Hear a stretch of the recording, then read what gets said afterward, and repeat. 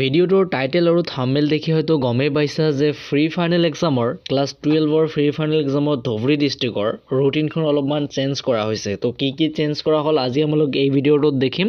তোমালোক বেছি দেৰি নকৰি ভিডিওটো আৰম্ভ কৰি আছো। তোমালোকৰ ফাৰ্ষ্ট এক্সামটো 20 তাৰিখৰ পৰা হেতু ঠিকে আছে। 20 তাৰিখে আমাৰ তোমালোকৰ কি আছিল স্বদেশ অধ্যয়ন আছিল। স্বদেশ অধ্যয়ন ঠিকে আছে, কিন্তু 23 তাৰিখে তোমালোকৰ অলপমান চেঞ্জ কৰিছে। 23 তাৰিখে তোমালোকৰ আগত আছিল ইংৰাজী পৰীক্ষা, কিন্তু এতিয়া মই এইখন ৰুটিন প্ৰথমবাৰ দেখি আছো। মানে কেনেকৈ দেখি আছো যে ইংলিছ পৰীক্ষাটো একেবাৰে শেষত, মানে ইয়াৰ আগৰ বৰ্ষত প্ৰিভিয়াছ ইয়াৰত যিমানবাৰে মই প্ৰশ্ন নহয় যিমানবাৰে মই ৰুটিন দেখিছো সিমানবাৰে ইংলিছ এক্সামটো আগত হোৱা দেখিছো, কিন্তু এইবাৰ নাজানো কি কাৰণত তেওঁলোকে চেঞ্জ কৰি দিলে, মই নাজানো সেইটো। তো তোমালোকে 23 তাৰিখে তোমালোকৰ কি আছে, তোমালোকৰ NSQF-ৰ আণ্ডাৰত যিবোৰ ছাবজেক্ট থাকিব সেই ছাবজেক্টবোৰ তোমালোকৰ 23 তাৰিখে হ'ব।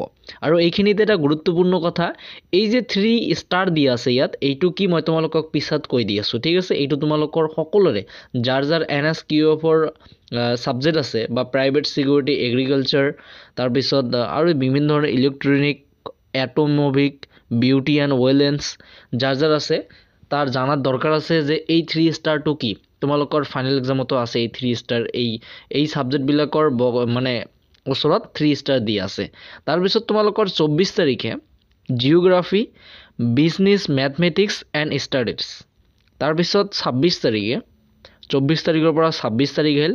26 তাৰিখে তোমালোকৰ আছে ছায়েন্স আৰু ফিজিক্স। আৰু 27 তাৰিখে তোমালোকৰ কি আছে ভকেশ্যনেল পেপাৰ 1 বা আৰু হিষ্টৰী। তাৰপিছত 28 তাৰিখে কি আছে, 28 তাৰিখে পলিটিকেল ছায়েন্স আছে, বিজনেছ ষ্ট্ৰেটেজি আছে আৰু কেমিষ্ট্ৰি আছে। তাৰপিছত 30 তাৰিখে কি আছে ভকেশ্যনেল পেপাৰ 2 আৰু এডুকেশ্যন। তাৰপিছত 31 তাৰিখে কি আছে বায়'লজি, লজিক এণ্ড ফিলচফি, তাৰপিছত ফাইনেন্স। এই ফাইনেন্স ছাবজেক্টটো যে কি মই নাজানো।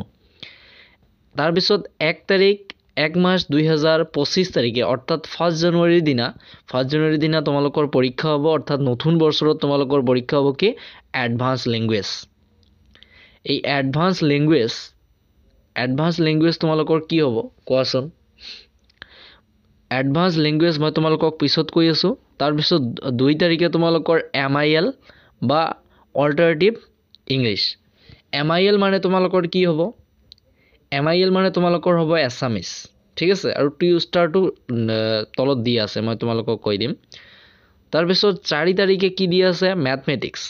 6 তাৰিখে তোমালোকৰ ইংলিছ। একেবাৰে 6 তাৰিখৰ পৰা এক্সাম কমপ্লিট, ঠিক আছে।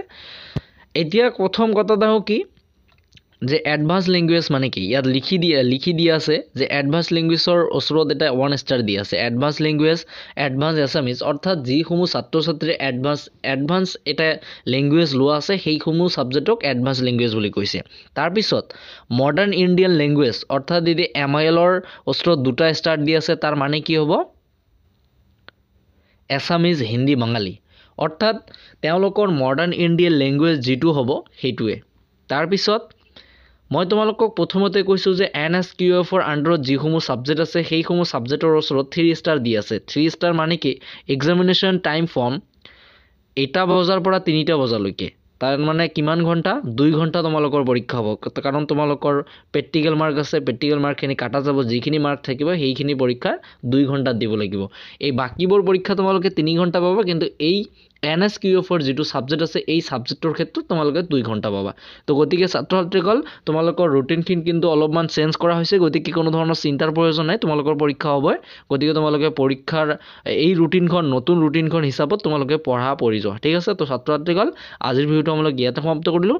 আৰু সমাপ্ত কৰাৰ আগত মই তোমালোকক এটা কথাই ক'ম যে সমূহ ছাত্ৰ ছাত্ৰীয়ে পঢ়া শুনা ভালকৈ কৰা, যাতে সমূহ ছাত্ৰ ছাত্ৰী, মই আশা কৰোঁ সমূহ ছাত্ৰ ছাত্ৰীৰ ৰিজাল্টটো যাতে তেওঁলোকৰ মনৰ পচন্দৰ মতনে হয়, ঠিক আছে।